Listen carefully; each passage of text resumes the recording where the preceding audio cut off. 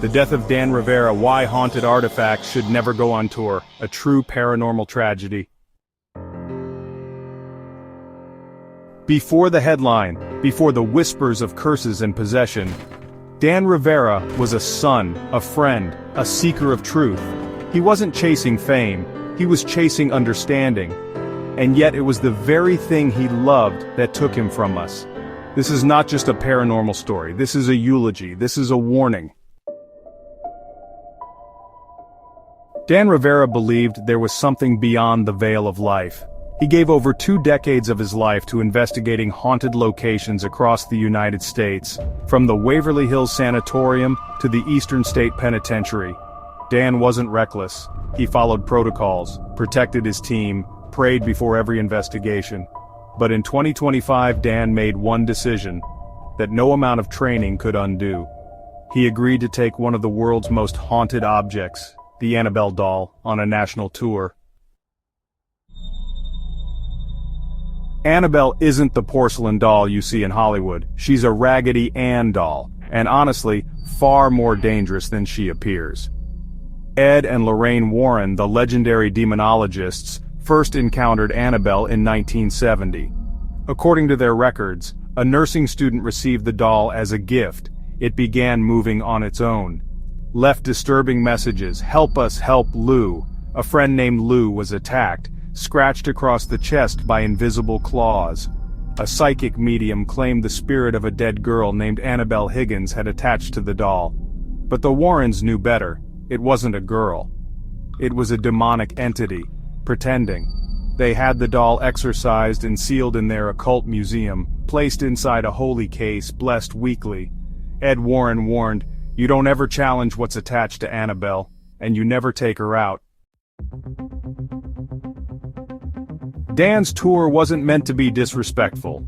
He wanted to teach people about the dangers of the paranormal world. And he believed the best way to do that was to let them see the artifacts firsthand. But you know, some lines are not meant to be crossed, even with good intentions.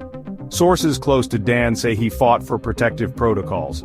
The doll would never be removed from its sealed travel case. Holy water would be sprinkled at every venue, and a priest would bless each location. But in the weeks before the tour began, things started going wrong. In Phoenix, a speaker exploded mid-presentation. In Dallas, a team member quit after claiming Annabelle followed her home. One of the tour's tech crew suffered a seizure in the lobby, minutes after touching the glass of Annabelle's case. Dan dismissed it publicly, but those close to him say he was shaken. He confided in a friend, "There's something on this tour that doesn't want us here." But by then, it was too late. The wheels were in motion. The doll had left her prison. Dan's final stop was New Orleans, a city known for its ghosts and rituals. He was tired, his voice hoarse from speaking, but he refused to let the team carry the doll. He always said, "If I take the responsibility, the entity can't harm anyone else." He placed the travel case on the dresser, locked the door, turned off the lights. By morning, Dan Rivera was dead. Dan was found lying on his back, eyes wide, mouth open as if mid-scream. There were no signs of trauma, no drugs, no heart condition. Cause of death? Sudden cardiac arrest. But one detail chilled investigators. The Annabelle case had been moved. Dan had placed it on the dresser. It was now on the floor, standing upright. No fingerprints, no signs of tampering. Just a lifeless doll, and a dead man who once tried to protect us from it. Dan's death left a hole in the paranormal community, but it devastated his family. He leaves behind a sister, a nephew who called him Ghostbuster Dan, and a grieving research team. His family declined media interviews, except for a simple statement: he died doing what he loved. But some things are best left locked away. History has shown us time and time again, haunted artifacts are not collectibles, they are vessels. The debug box caused hallucinations and death among those who possessed it. Robert the Doll is blamed for accidents, fires, and divorce among those who mock him. Even the Hope Diamond has left a trail of suicide, bankruptcy, and early death. In every case, the common thread is removal. Once these items are disturbed or taken out of containment, the phenomena intensify. It is not about belief, it is about respect. Don't play with haunted items like toys. Don't poke what you don't understand. These objects aren't haunted, they're cursed. And some of them are hungry.